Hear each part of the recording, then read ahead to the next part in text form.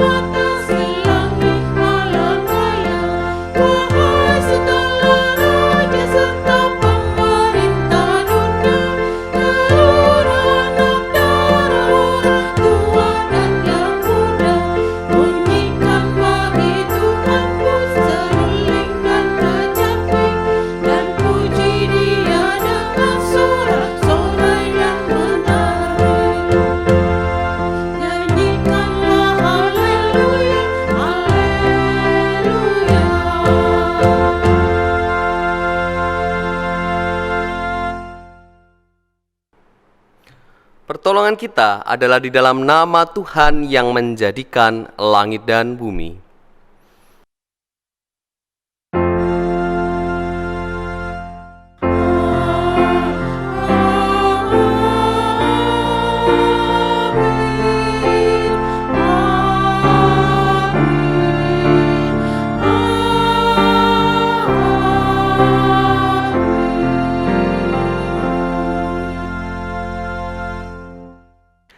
Kasih karunia dan damai sejahtera dari Allah Bapa kita dan dari Tuhan Yesus Kristus menyertai saudara sekalian.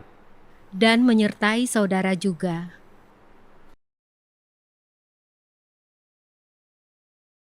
Shalom saudaraku, bagaimana kabar Anda hari ini? Kita masuki di minggu ketiga ibadah pembinaan.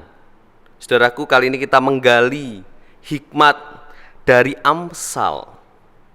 Nas pembuka Amsal pertama ayat yang ke-7. Takut akan Tuhan adalah permulaan pengetahuan, tetapi orang bodoh menghina hikmat dan didikan. Kiranya kita sebagai orang-orang Kristen juga dapat memiliki panduan moral yang benar. Dan salah satu prinsipnya adalah takut akan Tuhan. Apakah kita mau mendengar dan menghormati, respect dengan setiap tuntunan Tuhan di dalam kehidupan kita? Nanti kita akan merenungkannya bersama-sama. Marilah saat ini saudaraku, kita datang di hadapan Tuhan, kita mengaku dosa kita. Mari kita berdoa. Ya Tuhan, kami sadar sebagai manusia tidaklah mudah hidup di tengah-tengah dunia ini. Ada pertimbangan, ada pergumulan. Di saat kami harus memilih mana yang menjadi kehendak-Mu, mana godaan iblis yang menjatuhkan kami. Kami terkadang tidak mendengar, kami menuruti ego kami, keinginan pribadi, obsesi diri kami ya Tuhan. Mari kita akui di hadapan Tuhan keegoisan kita, keserakahan kita, dan ketidakpedulian kita terhadap Tuhan dan sesama kita. Mari kita akui.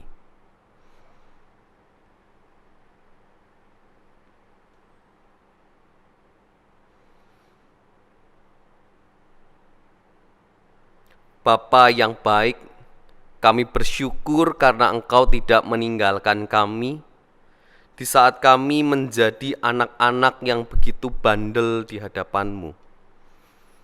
Engkau yang mendampingi kami dengan setia dan membentuk diri kami lebih baik. Engkau yang menuntun, memberikan nasihat bagi kami, supaya kami tidak jatuh pada jalan yang salah, tidak jatuh pada godaan iblis. Terima kasih Tuhan, karena Engkau membuka diri, menerima kami dan mengampuni kami. Kami bersyukur Engkau adalah Bapa yang baik, yang mau mendengarkan, yang mau menerima diri kami. Inilah pengakuan dosa kami ya Tuhan. Di dalam nama Tuhan Yesus Kristus kami berdoa. Amin.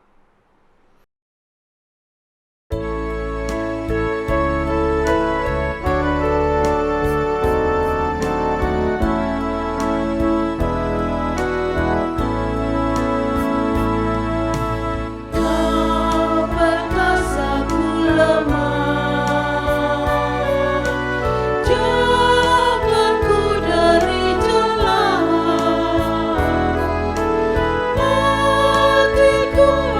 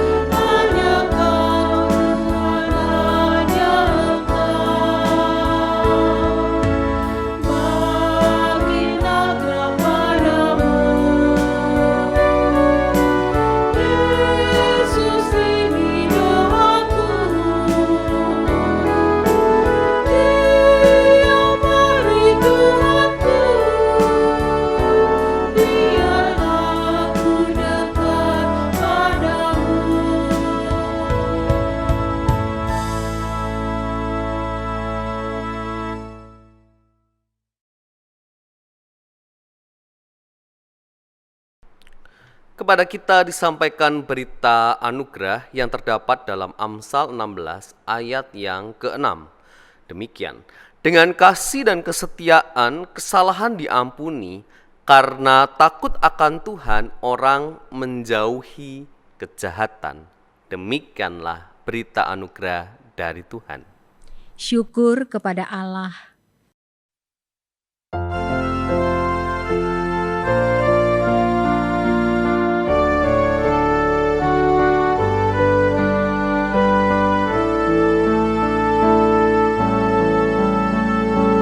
Kaulah ya Tuhan, surya hidupku, asal Kau ada yang lain tak perlu. Siang dan malam Engkau ku kenal, di hadirat-Mu jiwaku tenang.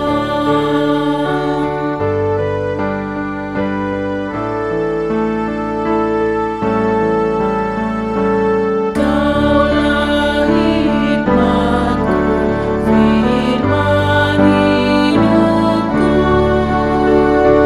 Kau besertaku dan ku sertamu. Engkau Bapa-Ku, aku anak-Mu. Denganmu Tuhan, ku satu penuh.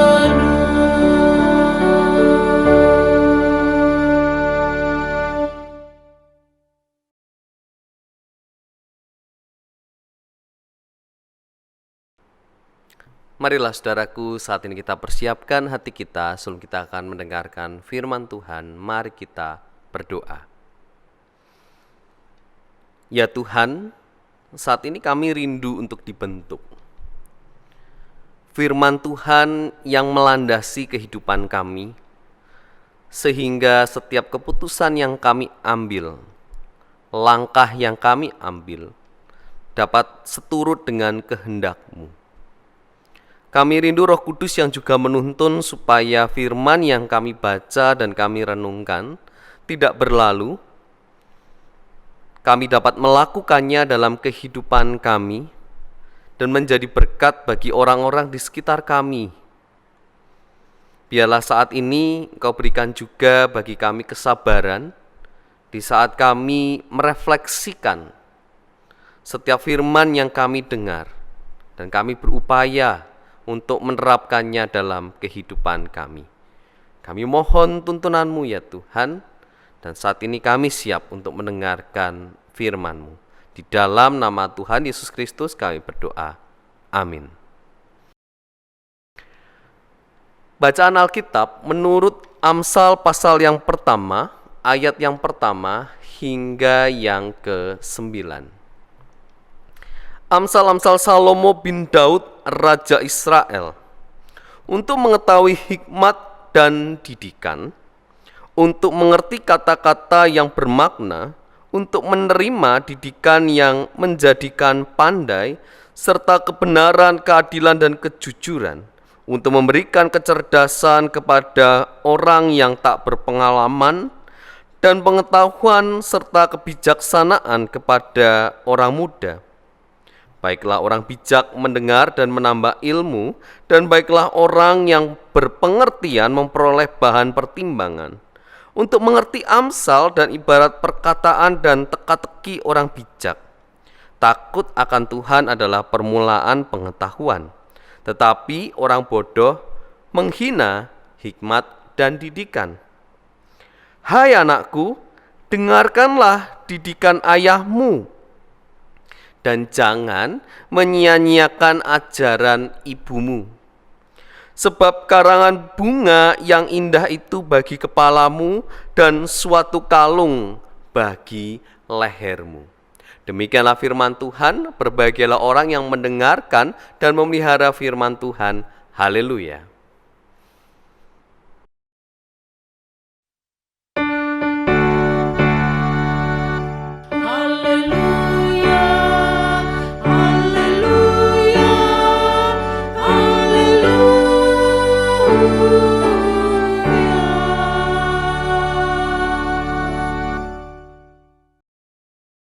Saudaraku, apakah kita akrab dengan kata wejangan?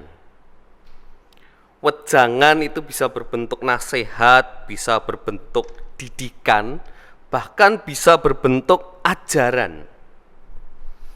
Mungkin wejangan adalah sebuah kata-kata yang keluar biasanya dari mulut orang tua kita. Dan itu biasanya topik-topik atau tema-tema yang disampaikan adalah tentang kehidupan, Bapak Ibu. Saya ingat betul satu wejangan dari orang tua saya waktu saya masih nakal-nakalnya di SMP kelas 3 pada waktu itu. Dulu saya pernah mencuri uang saudara saya sendiri.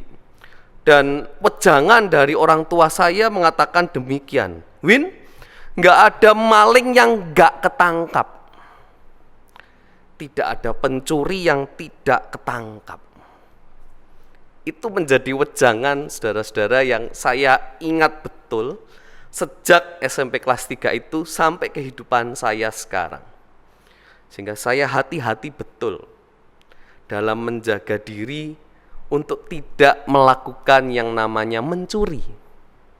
Karena konsekuensinya ada dan sudah terbukti dan saya ngalamin sendiri, ketangkep. Pengalaman itu berbicara dan wejangan itu menguatkan untuk kehidupan saya ke depan. Nah, Bapak Ibu, ingat gak wejangan yang disampaikan oleh orang tua Anda? Apapun itu wejangannya, apa yang paling Anda ingat? Wejangan seperti apa yang paling Anda ingat? Silahkan nanti dituliskan di kolom komentar setelah ibadah ini selesai, saudaraku.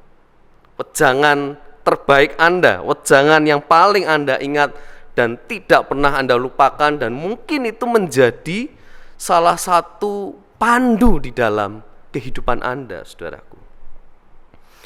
Nah, macam-macam wejangan inilah, saudaraku, sebetulnya bisa dikatakan menjadi gambaran dari kitab Amsal yang kita renungkan pada hari ini, saudaraku. Terkhusus Amsal pada bagian pertama, pasal 1 hingga pasal yang ke-9. Bahkan jika kita melihat di ayat yang pertama, pasal 1 ayat pertama, dan seterusnya, saudaraku, kita melihat bagaimana gambaran wejangan yang disampaikan seorang ayah kepada anaknya. Nah, kita lihat, saudaraku, apa sih sebetulnya isi nasihat sang ayah kepada anak yang muncul dari kitab Amsal ini.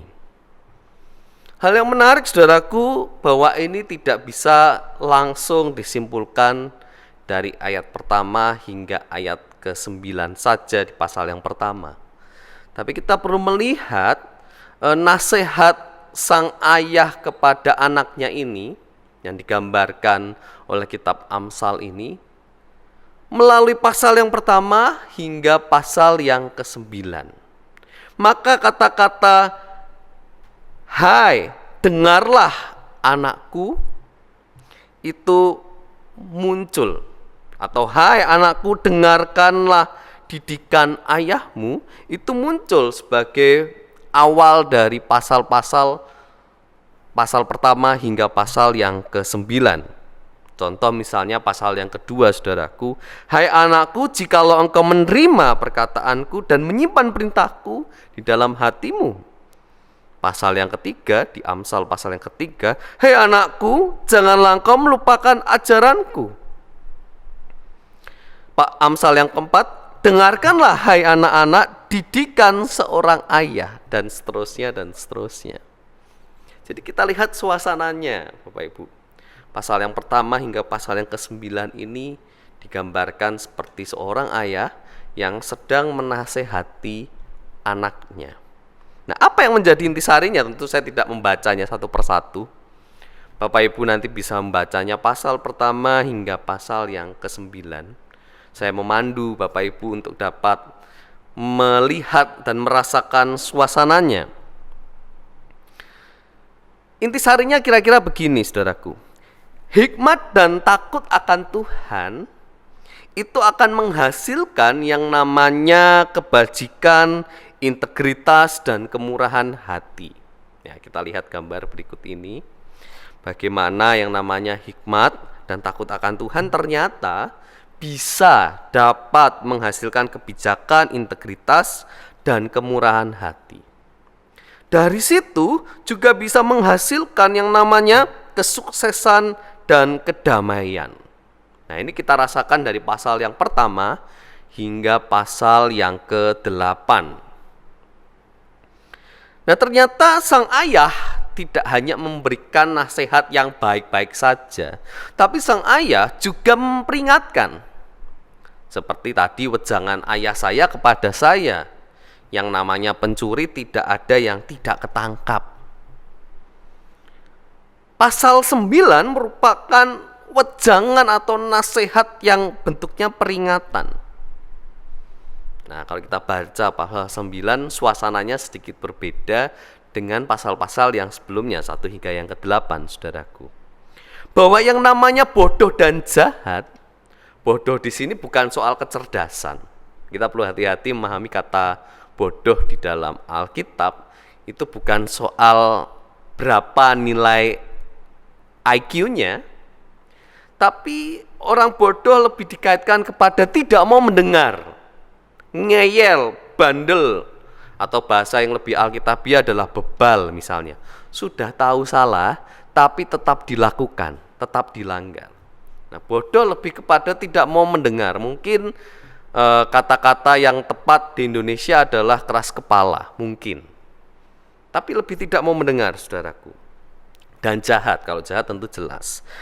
Bodoh dan jahat itu dapat menghasilkan egoisme dan kesombongan. Dapat berdampak kepada karakter kita yang lantas lebih mementingkan diri sendiri dan juga meninggikan diri sendiri. Lalu dapat menghasilkan yang namanya kehancuran dan juga rasa malu.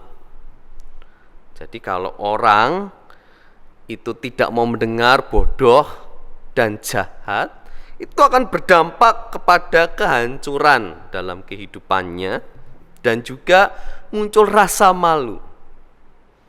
Kalau kita lihat skema ini, saudaraku, maka make sense sebetulnya bahwa kalau kita mengikuti hal-hal yang dituntun oleh Tuhan, firman Tuhan yang sudah kita dengar, integritas di dalam kehidupan kita, kita dapat menjaga diri dengan baik, kita berbagi satu dengan yang lain, kemurahan hati kita mementingkan prinsip keadilan, maka kesuksesan dan kedamaian itu kita rasakan. Maka hal yang baik juga kita alami. Sebaliknya, kalau ternyata kita mementingkan diri dan kesombongan, akan ada masa depan atau dampak buruk ke depannya. Ini terjadi bukan Bapak Ibu di dalam kehidupan kita setiap hari. Dan inilah pola atau logika moral dari kitab Amsal, saudaraku. Jadi skema ini adalah logika moral kitab Amsal. Bagaimana kitab Amsal ini tersusun, bagaimana tulisan-tulisan dari Salomo ini mengarahkan kita untuk melakukan hal yang baik sebetulnya, yaitu takut akan Tuhan. Nah, ini kita akan bahas, saudaraku, bahwa ada dua hal yang cukup terkenal ya di kitab Amsal, saudaraku, yang menjadi nasihat utama juga dari sang ayah. Yang pertama adalah hikmat. Kalau kita membuka kitab Amsal, kita akan sangat berkesan sekali, atau kita akan sering mendengar dengan kata hikmat, yang sebetulnya berasal dari kata hokmah dalam bahasa Ibrani, saudaraku. Hokmah, saudaraku, bukan sekedar pengetahuan, tapi bagaimana pengetahuan itu dapat diterapkan menjadi karya atau tindakan yang nyata. Bahkan beberapa penafsir, saudaraku, mengatakan hikmah ini adalah daya cipta Allah. Allah menciptakan alam semesta ini itu karena ada hikmah. Dan hikmah ini terjalin dalam kehidupan kita setiap hari, saudaraku. Sehingga saat Anda mempunyai ide-ide yang cemerlang dalam perusahaan Anda memberikan sistem yang baik supaya pekerjaan dapat lebih efektif. Itu ada hikmah di sana. Bagi seorang seniman yang memahat batu menjadi karya yang indah, pemahat apapun itu, kayu dan sebagainya, itu juga disebut hikmah. Kalau kita perhatikan di Keluaran 32 ayat pertama hingga yang kelima, kita akan melihat bahwa pengrajin batu itu memiliki hikmat. Dia berkarya itu memiliki hikmah. Kita berkarya, kita menghasilkan lagu, kita zaman sekarang misalnya menghasilkan konten yang baik, itu kita memiliki hikmah. Nah, lalu apa yang membedakan? Hikmah ini mengarah kepada sesuatu yang baik, yang positif, bukan yang jahat. Itu hikmah, saudaraku. Jadi kalau kita melakukan yang baik dalam kehidupan ini, kita menghasilkan satu karya yang baik, berdampak bagi orang sekitar yang baik. Sekarang banyak juga aplikasi-aplikasi di Android atau iOS Anda yang menolong orang lain untuk mempermudah kehidupan ini. Hal yang positif, hal yang baik, itu juga disebut dengan hikmah. Menarik bukan, saudaraku? Tapi ternyata bukan sekedar kata-kata bijak, tapi ada wujud nyatanya, entah dalam karya ataupun tindakan, perbuatan kita kepada orang lain. Itu menghasilkan yang namanya hikmah, saudara-saudara. Nah, hikmat sendiri, saudaraku, bukanlah hukum.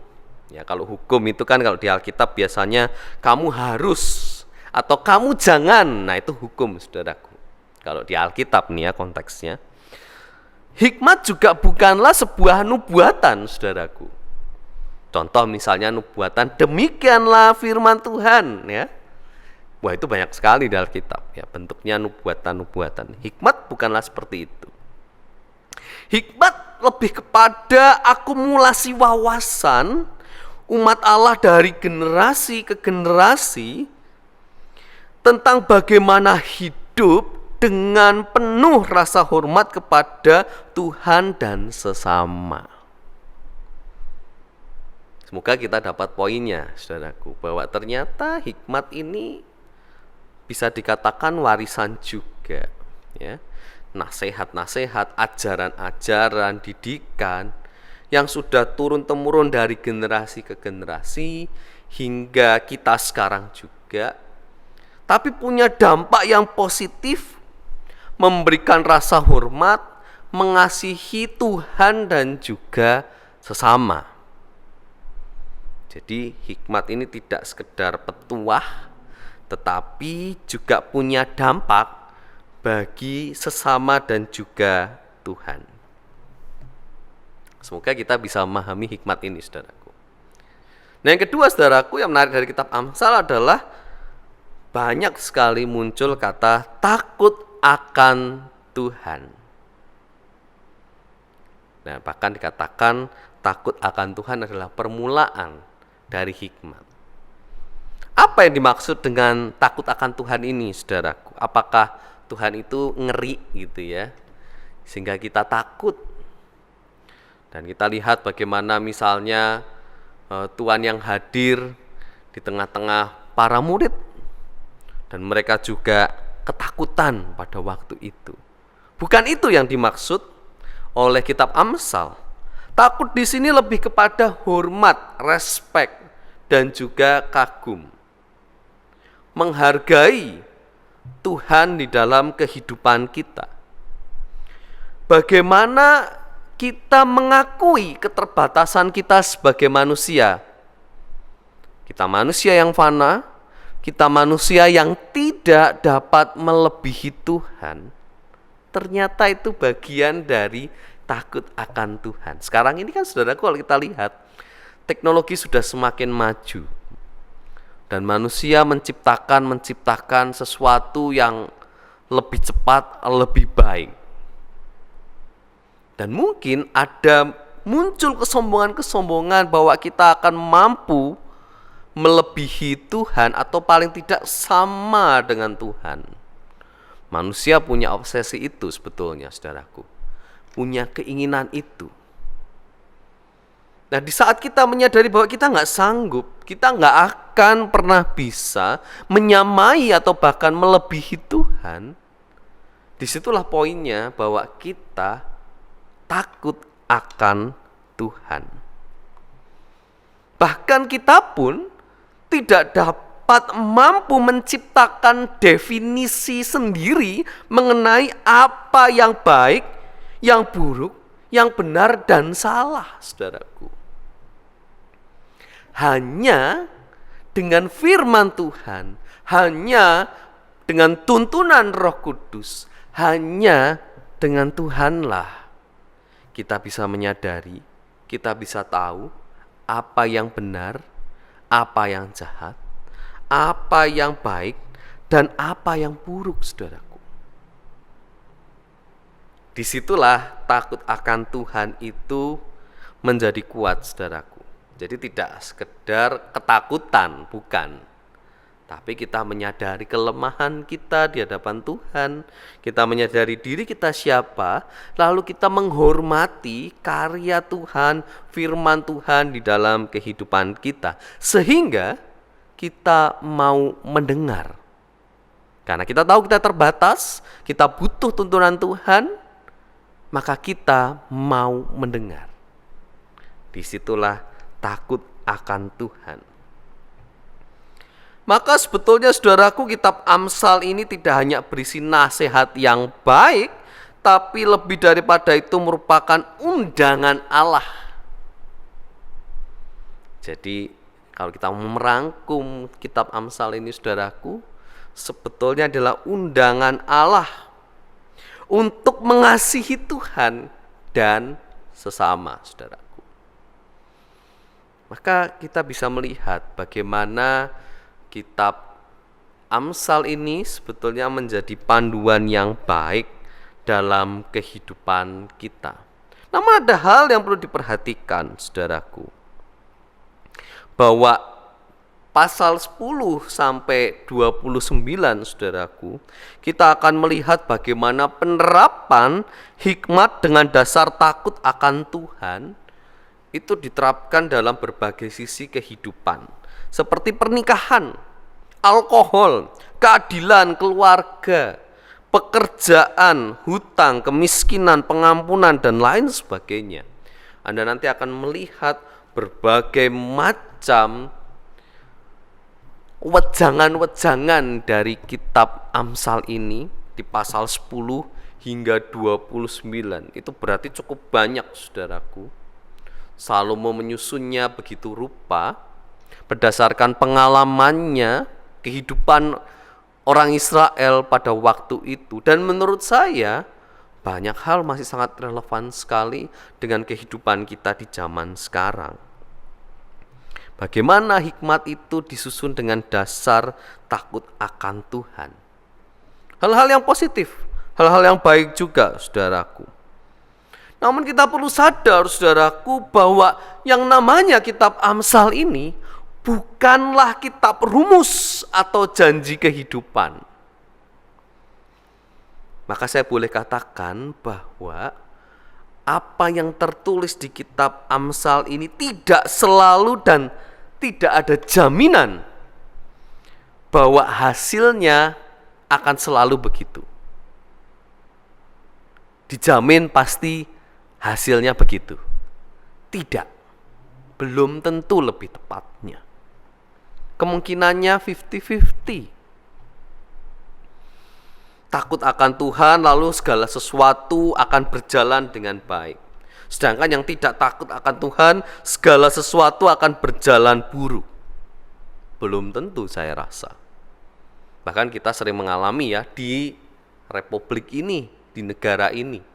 Di saat kita takut akan Tuhan, kita mengikuti segala nasihat dan firman Tuhan, malah kita mengalami kehidupan yang buruk, diskriminasi, disingkirkan oleh komunitas pekerjaan kita, dan kita mengalami ketidakadilan.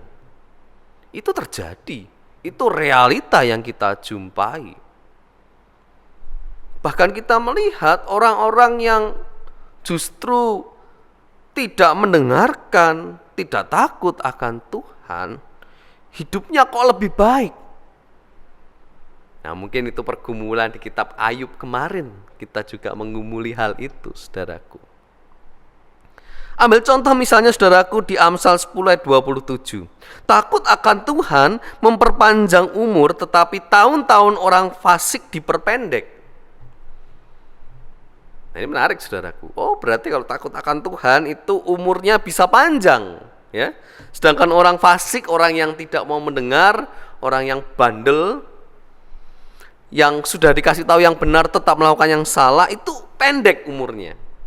Apakah lantas demikian? Apakah menjamin demikian? Belum tentu. Kita melihat juga realita di kehidupan ini. Banyak orang yang takut akan Tuhan, kok malah cepet ya meninggalnya. Kita melihat orang yang kita benci, yang kita yang sudah melukai hati kita sedemikian rupa, kok gak mati-mati ya gitu ya. Kita kadang emosi begitu juga gitu ya. Itu realita kehidupan, saudaraku, gak bisa ditentukan. Maka sekali lagi, kitab Amsal bukanlah rumus kehidupan atau janji. Kitab yang berisikan janji kehidupan, kalau melakukan A hasilnya akan A, kalau melakukan B hasilnya akan B. Jawabannya adalah belum tentu. Tidak ada jaminan untuk itu. Ada kemungkinan begitu, iya.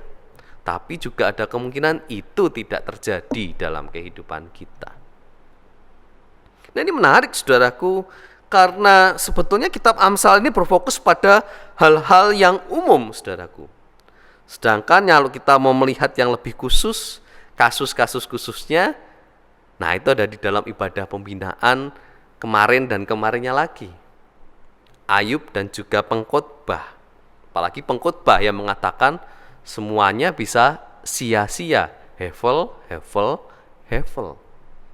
Kita melihat bagaimana Ayub yang taat kepada Tuhan, ternyata mengalami penderitaan juga. Kita melihat ada pengecualian di situ, saudaraku. Sehingga kalau kita memahami kitab sastra hikmat ini, Amsal, pengkhotbah, dan juga Ayub, saudaraku, kita dapat mengambil sebuah kesimpulan bahwa kehidupan itu terlalu rumit untuk dirumuskan. Sehingga kita membutuhkan pemahaman dari semua kitab hikmat ini untuk menjadi panduan di dalam hidup kita. Bukan rumus, tapi menjadi panduan. Harapannya adalah tentu supaya pribadi kita dan juga kehidupan kita menjadi lebih baik di saat kita memahami whole picture-nya. Karena Amsal ini nampaknya semuanya manis-manis gitu ya. Semuanya baik-baik saja. Kalau kita melakukan yang ini hasilnya akan luar biasa. Tapi kita berjumpa kenyataan seperti pengkhotbah dan juga Ayub yang memperingatkan kepada kita bahwa kehidupan tidak seindah itu. Tidak semudah itu dirumuskan. Bahkan bisa dikatakan kehidupan itu terlalu rumit untuk dipahami. Namun di tengah-tengah kehidupan yang rumit ini, kenapa tidak kita melakukan yang baik? Kenapa tidak hikmah itu kita praktekkan, kita wujudkan dalam kehidupan kita, menghasilkan sesuatu yang baik dalam kehidupan ini? Dan mari kita dasari dengan takut akan Tuhan. Dengan begitu, saudaraku, kita akan melihat dan merasakan kehidupan ini bahwa Tuhan tidak meninggalkan. Tuhan itu menuntun kita. Seperti yang diucapkan di Amsal pertama ayat 8 hingga 9. Hai anakku, dengarkanlah didikan ayahmu, dan jangan menyia-nyiakan ajaran ibumu.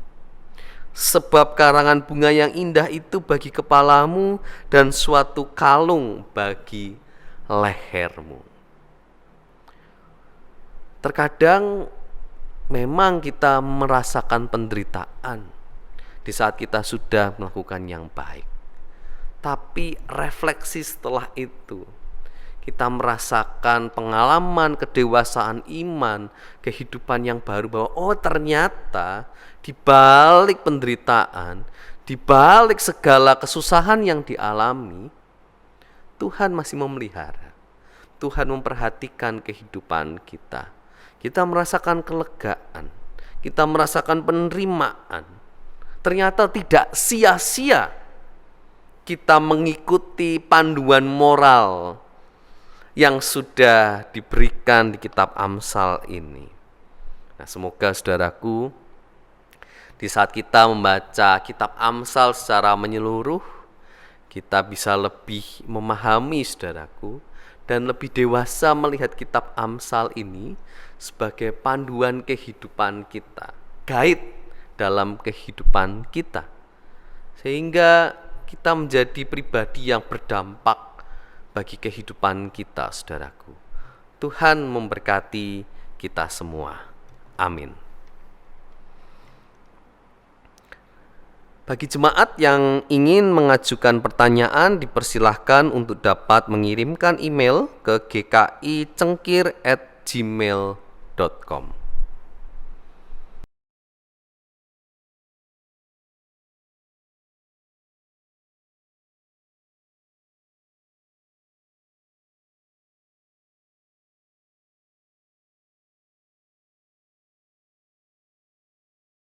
Marilah kita bersama dengan gereja dari segala abad dan tempat mengakui iman kita menurut pengakuan iman rasuli demikian.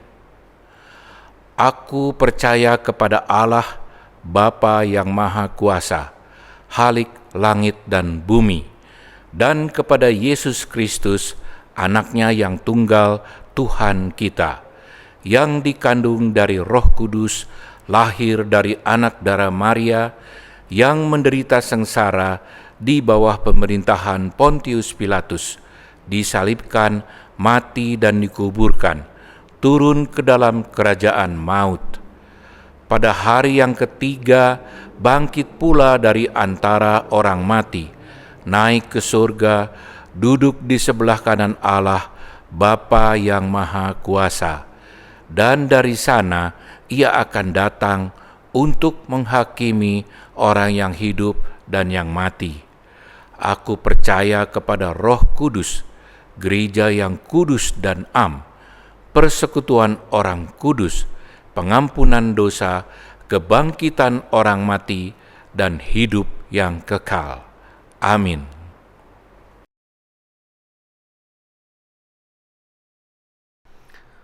Marilah saudaraku, saat ini kita naikkan doa-doa syafaat kita. Mari kita berdoa.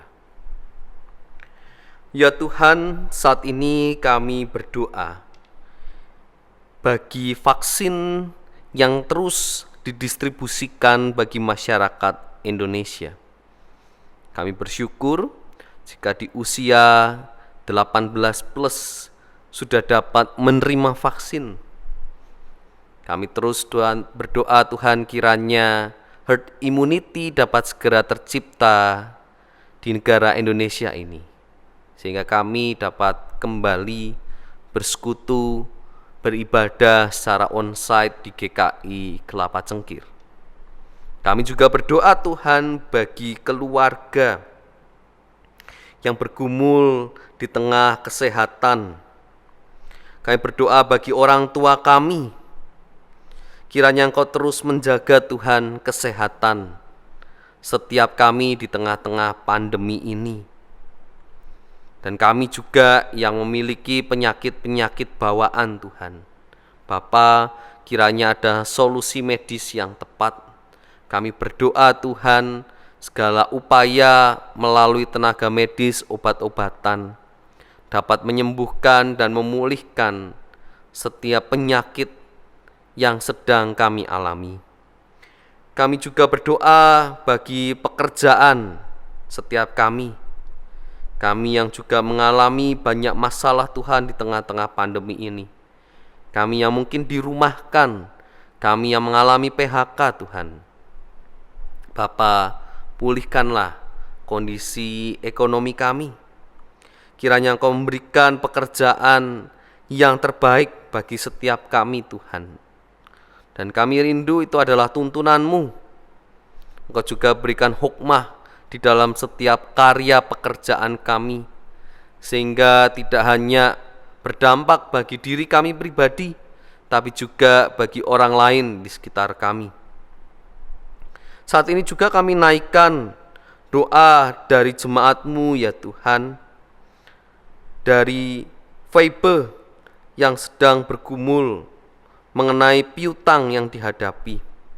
Kami berdoa Tuhan, kiranya orang yang meminjam uang tersebut dapat segera mengembalikannya ya Tuhan. Kami sadar persoalan ini juga muncul dalam kehidupan kami. Dan biarlah persoalan hutang maupun piutang dapat segera terselesaikan terlebih di tengah-tengah pandemi ini.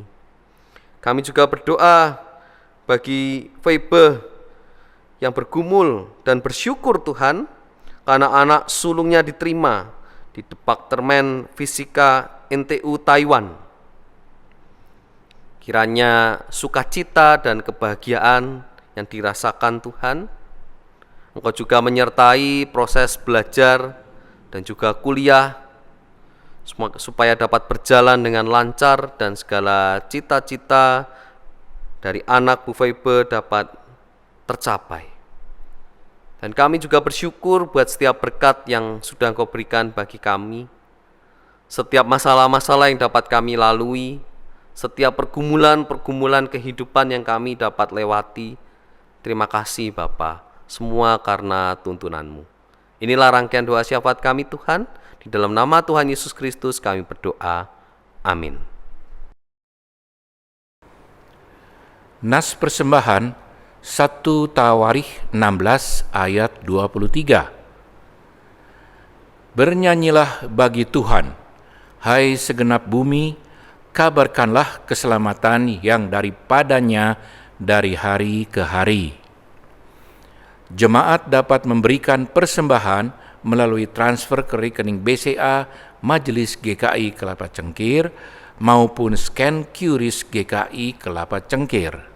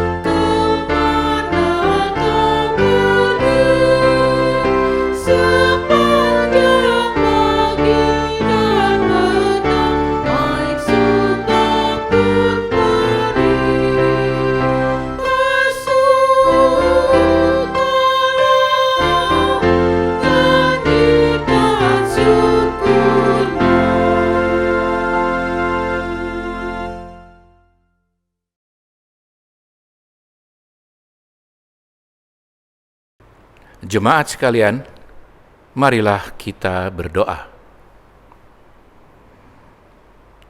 Tuhan, kami sungguh bersyukur untuk berkat dan penyertaan-Mu yang dapat kami rasakan setiap waktu. Saat ini kami memberikan persembahan kami sebagai ungkapan syukur kami untuk semua itu. Tuhan, kuduskanlah persembahan ini. Berkati juga mereka yang mengelola agar persembahan ini dapat menjadi berkat bagi banyak orang. Kiranya Tuhan juga mau menolong kami agar kami dapat mempersembahkan seluruh hidup kami bagi kemuliaan nama-Mu saja. Terima kasih Tuhan, dalam nama Tuhan Yesus Kristus kami berdoa. Amin.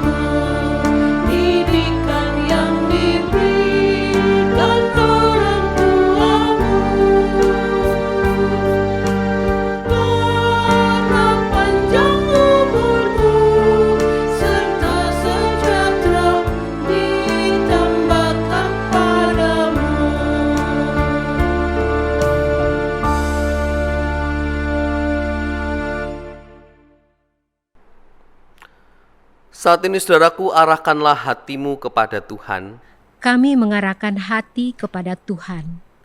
Jadilah saksi Kristus. Syukur kepada Allah, Terpujilah Tuhan, kini dan selamanya. dan terimalah berkat dari Tuhan. Tuhan memberkati engkau dan melindungi engkau. Tuhan menyinari engkau dengan wajah-Nya dan memberi engkau kasih karunia. Tuhan menghadapkan wajah-Nya kepadamu dan memberi engkau damai sejahtera.